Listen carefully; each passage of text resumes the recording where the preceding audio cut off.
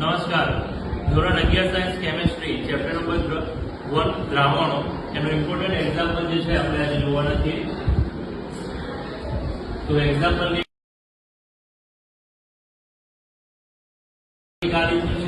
Hydrogen, carbon અને chlorine જે છે એની 10% આપી છે ને પ્રમાણસૂત્ર સૂત્ર અને આણ્વિક સૂત્ર જે છે મેળવવાનું છે. એમાં તત્વો આપેલા છે. પહેલું આવેલું છે હાઇડ્રોજન. તો એ હાઇડ્રોજન માટે અહીં આપણે હાઇડ્રોજન લખીશું. એની સંજ્ઞા તો એ આપણને ખ્યાલ જ છે H 10% જે છે જે આપેલી છે એ તમારે લખવાની છે. નેક્સ્ટ કાર્બન આવેલું છે. તો કાર્બન સંજ્ઞા છે એની C અને એની ટકાવારી જે છે એ આ રીતે આપી છે 24.47. એના પછી ક્લોરીનની ટકાવારી આપી છે. તો ક્લોરીન લખીશું, સંજ્ઞા લખીશું અને એના પછી 71.65 જે છે એ લખવાના છે. એના પછીની જે કોલમ આવવાની છે પરમાણુ દળની આવવાની છે. પરમાણુ દળ હાઇડ્રોજન કેટલું હોય છે? તો 1, કાર્બનનું 12, ક્લોરીનનું 35.5. એના પછી મોલ જે છે આપણે અહીંયા લખવાના છે. મોલ બરાબર વજન ભાગ્યા પરમાણુ દળ. વજન તમને આપી છે પરમાણુ દળ ઉપરથી આપણને મોલ મળી જશે. તો 4.07 ભાગ્યા 1. તો મોલ મળશે અહીંયા 4.07. એના પછી કાર્બન માટેના મોલ જે છે એ મેળવવાના છે. તો 24.47 ભાગ્યા 12 કરશો એટલે લગભગ 2 ની નજીકમાં અહીંયા જવાબ મળશે. 2.03 જેટલું આન્સર મળે છે. એટલે લગભગ 2 એના મોલ જે છે આપણે અહીંયા ગણીશું.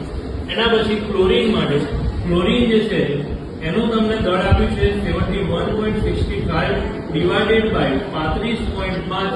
તો આનો પણ આન્સર જે છે એ 2.0 સમથિંગ આન્સર આવે છે. પરંતુ આને પણ જે 2 ની નજીક જ છે એટલે આપણે કેટલા મોલ ગણવાના છે? અહીંયા 2 મોલ જે છે ગણવાના છે. એના પછીની કોલમ આવશે સામાન્ય ગુણોત્તર. સામાન્ય ગુણોત્તર માટે તમારે અહીંયા શું કરવાનું છે? તો જે સૌથી નાની સંખ્યા છે એ તમારે સિલેક્ટ કરવાની છે અને દરેક જે મોલની જે સંખ્યા છે એના વડે એને ડિવાઈડ કરી દેવાના છે. તો આ 4.07 છે એટલે લગભગ 4 ની નજીક જ છે. બરાબર, અહીંયા આપણે 4.0, 2.0 કે 2.03 જે પણ હોય એટલે નજીકની સંખ્યા 4 છે આપણે લખવાની છે.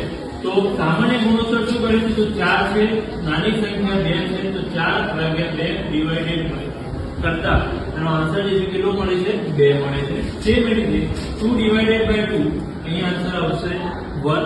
એના પછી અહીંયા પણ 2 ડિવાઇડેડ બાય 2 અહીંયા આનો સામાન્ય ગુણોત્તર જે છે કેટલો આવવાનો છે? 1 આવવાનો છે. સાદો મોલર ગુણાંક અહીંયા 2, 1 અને 1 એટલે કે આ પૂર્ણાંક સંખ્યા છે. સાદો મોલર ગુણાંક પણ આમાં આવી જવાનું છે 2, 1 અને 1. આના ઉપરથી શું મળશે? તો પ્રમાણસૂચક સૂત્ર મળશે. પ્રમાણસૂચક સૂત્રમાં શું કહે? તો હાઇડ્રોજન કેટલા મળે છે? 2 મળે છે. કાર્બન 1 મળે છે. ક્લોરીન 1 મળે છે. તો આના ઉપરથી પ્રમાણસૂચક સૂત્ર આપણે લખીશું. કાર્બન 1 મળે છે. તો C, હાઇડ્રોજન 2 છે એટલે CH2 અને ક્લોરીન જે છે. તો પ્રમાણસૂચક સૂત્ર જે છે એ CH2Cl મળશે. એનું દળ અહીંયા આપણે કેલ્ક્યુલેટ કરવાનું છે. 1 કાર્બન છે, 2 હાઇડ્રોજન છે અને 1 જે છે ક્લોરીન છે.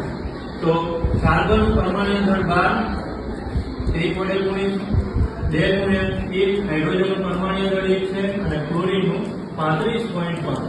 તો આનું તમે કેલ્ક્યુલેટ કરશો તો આનો આન્સર જે છે એ 49.5 જે મળે છે. આ કોનું દળ છે? તો પ્રમાણસૂચક આ જે સૂત્ર મળ્યું છે એનું દળ છે. તો આ પ્રમાણસૂચક દળ છે. હવે આપણે મેળવવાનું છે આણ્વીય સૂત્ર. આણ્વીય સૂત્ર મેળવવા માટે આપણે n મેળવવું પડશે. n મેળવવા માટે તમને આણ્વીય દળ જે છે આપેલું છે 98.96 જે તમને આપેલું છે ક્વેશ્ચનમાં. પ્રમાણસૂચક દળ જે છે આપણે મેળવ્યું છે 49.5. તો આનું તમે કેલ્ક્યુલેશન કરશો અને ડિવાઈડ કરશો એટલે આન્સર આવશે 1.9 ની આજુબાજુમાં એનો આન્સર આવશે. એટલે અહીંયા આપણે કેટલો લખવાનું છે? n = 2 લેવાના છે. તો હવે આણ્વિક સૂત્ર માટે n × પ્રમાણસૂચક સૂત્ર આનું આ ઇક્વેશન છે. n બરાબર 2 છે. તો 2 × પ્રમાણસૂચક સૂત્ર શું હતું? અહીંયા આપણું તો CH2Cl હતું. 2 વડે ગુણતા કાર્બન 1 છે, 2 વડે મલ્ટીપ્લાય કરીએ છીએ તો C2, હાઇડ્રોજન 4 અને Cl જે છે કેટલા મળે છે? 2 મળે છે. આ કયું આણ્વીય સૂત્ર. તો આ રીતે આ એક્ઝામ્પલ જે છે સોલ્વ